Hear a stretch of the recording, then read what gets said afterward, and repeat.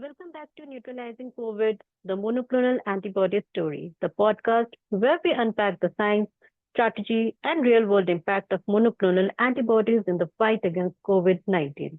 I'm your host, Dr. Shikha Agrawal, and in today's episode, we are digging into a key design choice in monoclonal antibody development.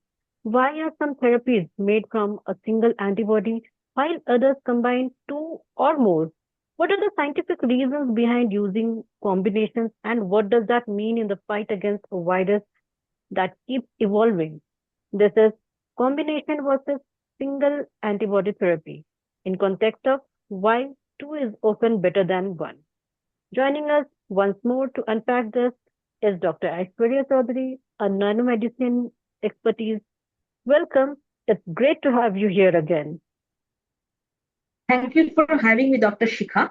It's a fascinating topic with a lot of real world impact, and I am excited to talk about this with you and your listeners.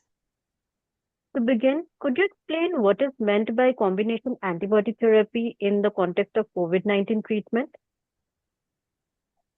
In this context, it means using two or more monoclonal antibodies, each designed to bind to different non overlapping regions of the virus, typically the spike protein SARS-CoV-2. This multi target approach can enhance the therapy's effectiveness and reduce the chances of viral escape. That brings us to the central question. Why use two instead of one? What's the advantage? The main advantage is resilience. Viruses are mutate.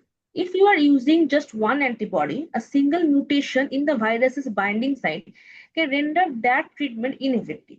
But if you are using two antibodies that target different parts of the spike protein, the virus would need multiple concurrent mutations to escape both, and that's statistically far less likely.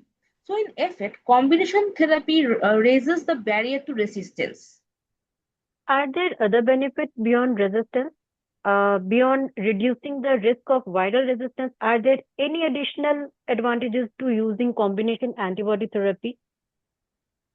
Yes, in some cases, combination can also enhance the neutralization potency. Even if each antibody has moderate effectiveness on its own, together they may have a synergistic effect, improving the overall neutralization of the virus.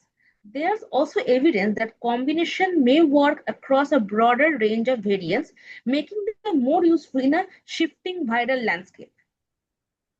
Has this approach been used widely during the pandemic? To what extent has combination antibody therapy been utilized during the COVID 19 pandemic? Yes, several of the most well-known monoclonal antibody therapies for COVID-19, such as casirivimab and imdivimab, or tixagevimab or cligavimab, were developed as antibody pairs. These wasn't by accident. Developers recognized early on that SARS-CoV-2 evolves quickly, and that using the combination could prolong the therapeutic lifespan of these treatments. So, how does the virus actually escape from single antibody treatment?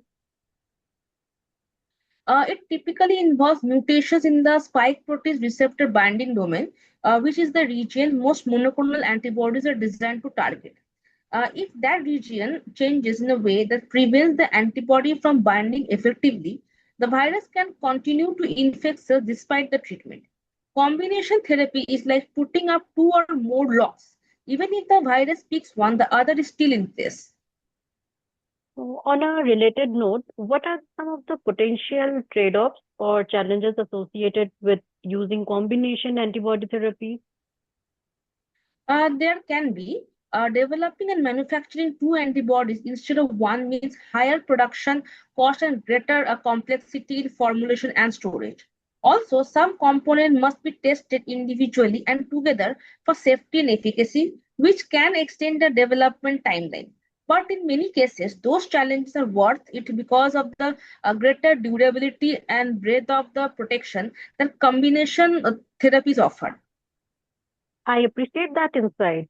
Now, moving a step further, with variants continuing to emerge, do you think combination therapy is becoming the standard approach? It's increasingly favored, yes, especially for treatment aimed at variant-prone viruses like SARS-CoV-2. That said, the decision depends on the target, the mutation rate, and the availability of suitable antibody candidates. Some developers are even looking at tri-specific or engineered multi-specific antibodies, which can function like combination therapy in a single molecule. That could be the next step in this evolution. That's a great point to close on. The virus may keep evolving, but so does the science. Dr. Aiswarya, thank you for breaking this down so clearly. It's fascinating to see how strategic antibody design can make a real difference in staying ahead of the virus. A pleasure to be part of this. Thank you, Dr. Shikha. And thank you to our listeners. That wraps up today's episode of Neutralizing COVID, the monoclonal antibody story.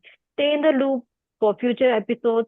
Hit subscribe and share this episode on your socials. Until next time, take care and keep exploring science.